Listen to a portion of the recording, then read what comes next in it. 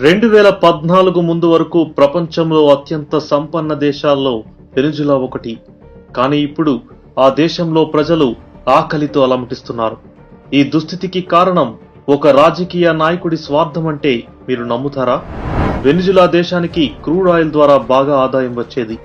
Hugo Chavez అనే నాయకుడు తాను ఎన్నికల్లో గెలవడం కోసం ప్రజలకు అన్ని ఉచితంగా ఇస్తానని వాగ్దానం చేశాడు. ఎన్నికల్లో గెలిచిన తర్వాత ఇచ్చిన మాట ప్రకారం ప్రభుత్వానికి వచ్చే ఆదాయం మొత్తం ప్రజలకు సంక్షేమ పథకాల పేరుతో పంపిణీ చేశాడు.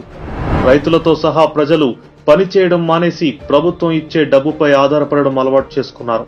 దీంతో చావెజ్ పాపులారిటీ ప్రజల్లో బాగా పెరిగిపోయింది. ప్రభుత్వ అవుట్లెట్ల ద్వారా ప్రజలకు అన్ని సబ్సిడీ రేట్లకు లభించడంతో ప్రైవేటు వ్యాపారాలు మూసుకోవాల్సి వచ్చింది. అంతేకాదు చావెజ్ యువకులందరికీ ప్రభుత్వంలో ఉద్యోగాలను కూడా కల్పించాడు. దేశంలో ప్రజలెవరూ పెద్దగా కష్టపడకుండానే చేతి నిండా డబ్బు ఉండేది. కానీ 2013లో చావెజ్ మరణం, 2014లో చమురు ధరల పతనాల ద్వారా సీన్ ఒక్కసారిగా రివర్స్ అయింది. సంక్షేమ కార్యక్రమాలు, ఉద్యోగుల జీతాలు ఒక్కసారిగా నిలిచిపోయాయి.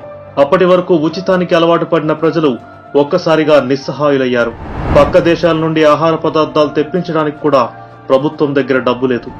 ఈ దుర్భర పరిస్థితుల మధ్య ప్రజలు ఒకరినొకరు దోచుకు తినే పరిస్థితికి దిగజారారు. రాను రాను మన రాష్ట్రం పరిస్థితి కూడా వెనిజులా లాగే తయారయ్యేలా ఉంది. నేను తాపత్రయపడతా ఉన్నా, చనిపోయినా కూడా నా ఫోటో ప్రతి ఇంట్లో ఉండాలని.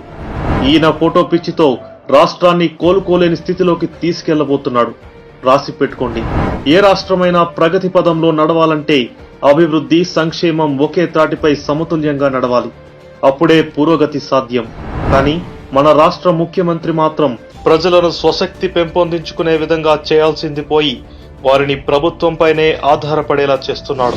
అక్కడ వెనిజులాలో ప్రభుత్వ నిధులను పంచి దుకాణం ఎత్తేస్తే మన జగన్ రెడ్డి మాత్రం లక్షల కోట్లు అప్పు తెచ్చి మరీ ఏవేవో సంక్షేమ పథకాల పేరిట ఇష్టారాజ్యంగా పనిచేస్తున్నారు. ఆ పంచేది కూడా వారి పార్టీ కండువా వేసి మరీ పంచుతున్నారు. ఈ భారమంతా మళ్లీ పన్నుల రూపంలో ప్రజలపైనే పడుతుంది. పోనీ పన్నులు కడదామంటే ఉద్యోగాలుండవు, ఆదాయం ఉండదు. వీటికి తోడు వాలంటీర్ల పేరుతో యువతని వాళ్ల పార్టీ కార్యకర్తలుగా మార్చుకుంటున్నారు. కొత్త రాష్ట్రంలో అభివృద్ధికి తావుంటుందని మొదట మొగ్గు చూపిన ప్రైవేటు కంపెనీలు కూడా ఇప్పుడున్న రాష్ట్ర పరిస్థితికి వెనక్కి తిరిగి చూడకుండా పారిపోతున్నాయి. ప్రజాధనాన్ని తన రాజకీయ స్వార్థాల కోసం, పవర్లో ఉండడం కోసం ఇష్టం వచ్చినట్టు పంచిపెట్టే అధికారం ఈయనకెవరిచ్చారు? వెనిజులా మన రాష్ట్రం కన్నా 2 రెట్లు చిన్న దేశం. అలాంటి చిన్న దేశమే ఒక నాయకుడు చేసిన మతిలేని పనులకి ఇప్పటికీ కోలుకోలేకపోయింది. మన దౌర్భాగ్యపు ముఖ్యమంత్రి పాలన ఇలాగే సాగితే మరికొద్ది ఏళ్లలో ఆంధ్రప్రదేశ్ రాష్ట్రం కోలుకోలేని అప్పుల ఊబిలో పడిపోవడం తథ్యం. రేపటి రోజున ఎన్ని తరాలు ఈ పనుల వల్ల బాధలు పడాలో ఆలోచిస్తే వెదడు వేడెక్కుతుంది.